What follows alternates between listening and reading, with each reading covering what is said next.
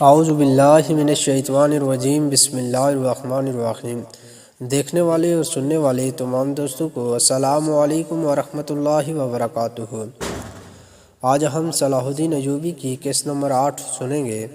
سلطان صلاح الدین ایوبی رحمۃ اللہ علیہ کا خیمہ نصب کیا گیا۔ وہ اللہ تعالیٰ کی نعمتوں پر شاکر قابل رشک حالت میں خیمے میں بیٹھا ہوا تھا۔ لوگ ان قیدیوں کو اور ان کے رسوائے زمانہ بڑے بڑے عہدیداروں کو جن کو گرفتار کرنے میں کامیاب ہوئے تھے باری باری سلطان کے سامنے لا رہے تھے۔ اس فاتح سلطان نے صلیبیوں کے بادشاہ البرنس ارناط کو اپنے خیمے میں طلب کیا۔ بادشاہ کو ایک طرف بٹھا دیا گیا۔ اس کی حالت یہ تھی کہ شدت پیاس سے جان جا رہی تھی، بس مرا نہیں تھا۔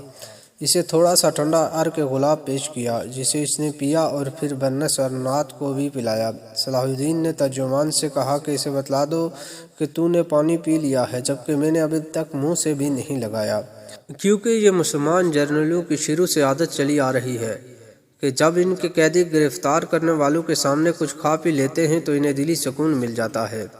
جی ہاں، حساب کی گھڑی آن پہنچی تھی، لیکن کس کا حساب؟ اس ارناط کا حساب جو مسلمانوں کو اذیتیں اور تکلیف پہنچانے، ان کو بری طرح تڑپا کر مارنے اور ان کی بدحوائی و دشمنی میں تمام صلیبی امراء میں سے پیش رہتا تھا، جو مسلمانوں سے فراڈ کرنے، دھوکہ دینے اور وعدہ توڑنے میں بہت گہرا آدمی تھا۔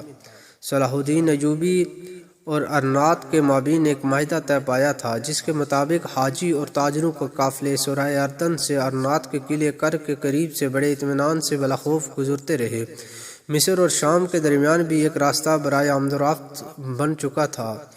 یہ دونوں شہر اس ترقی پذیر بیدار اسلامی بلاک کے دو اہم بازو تھے جسے نور الدین نے منظم کیا تھا، جس کے بعد میں صلاح الدین وارث بنا تھا، جیسا کہ ہم پہلے ذکر کر آئے ہیں۔ ایک بار ایسا ہوا کہ ایک بہت بڑا قافلہ ساز و سامان لیے مصر سے بجانب شام رواں دواں تھا۔ ان نفیس اشیاء پر نظر پڑتے ہی اس نے تمام وعدوں کو پس پش ڈال کر قول و قرار کو توڑ کر قافلے کو لوٹا اور سب اہل قافلہ کو گرفتار کر کے قیدی بنا لیا، اور پھر ان سے یوں کہنے لگا کہ اپنے نبی محمد صلی اللہ علیہ وسلم سے کہو کہ وہ یہاں آئے اور تمہیں چھڑا کر لے جائے۔ 577 کو موسم گرما میں ارناط اپنی فوجوں کو لے کر نکلا۔ بلاد عرب میں آگے بڑھتے بڑھتے شیما کے قلعے تک آن پہنچا۔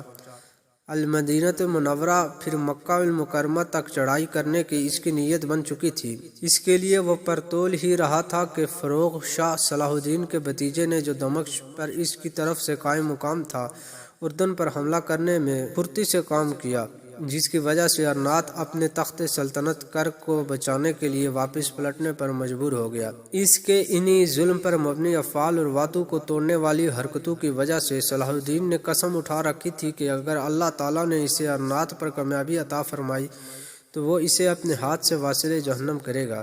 اب جب کہ حساب کا وقت قریب آن پہنچا تھا، ارناط کو جنگی قیدی کی صورت میں سلطان کے پاس لا چکے تھے، تو سلطان صلاح الدین اسے اس کی ایک ایک حرکت اور کرتوت یاد دلانے لگا۔ اسے کہنے لگا، تو کتنی بار قسمیں اٹھاتا رہا اور کتنی بار ہی انہیں توڑتا رہا۔ میں نے بھی تمہارے متعلق 2 مرتبہ قسم کھائی تھی۔ ایک مرتبہ جب تو نے مکہ اور مدینہ کے مقدس شہروں پر قبضہ کرنے کی کوشش کی تھی، دوسری مرتبہ اس وقت جب تو نے دھوکے سے حاجیوں کے قافلے پر حملہ کیا تھا۔ اور کیا تو نے یہ بکواس نہ کی تھی کہ اپنے نبی محمد صلی اللہ علیہ وسلم سے کہو کہ تمہیں چھڑا کر لے جائیں؟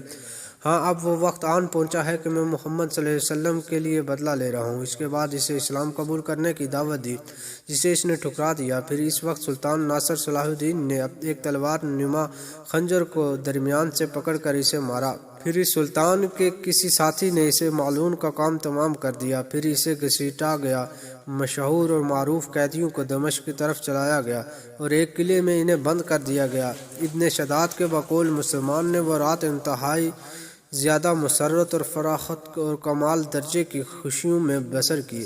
اللہ رب العزت کی تعریفوں اور شکرانے کے جملوں سے فضا گونج رہی تھی۔ اللہ اکبر اور لا الہ الا اللہ کی صداؤں میں اتوار کی صبح طلوع ہوئی۔